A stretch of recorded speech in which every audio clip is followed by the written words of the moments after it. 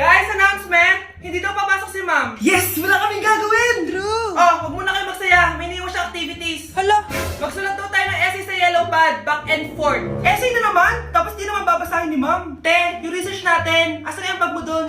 Tigilan mo muna ako, be. Absent nga si ma'am, di ba? Mag-absent ka na din, te. Kung tamad ka mag-aral. Ang laki ng ano niya, pre, oh. Oo nga, pre. Kita niyo ba yan? Aba, ano yung pinapanood nyo, ha? Wala to. Ba't ka ba nakikialam? Loko kayo, ha? Magsusumbong ako kay ma'am. Eh, di magsumbong ka. Pwede na. Be, tara, uwi na tayo. Wala naman si ma'am, eh. Tara, di naman nila mapapansin yan. Hoy, saan kayo pupunta? Cleaners kayo, di ba? Lo, dyan lang kami sa kantin, eh. Oo, sa kantin lang kami. Be, di ako bingi. Dito lang kayo. Maglilinis pa kayo.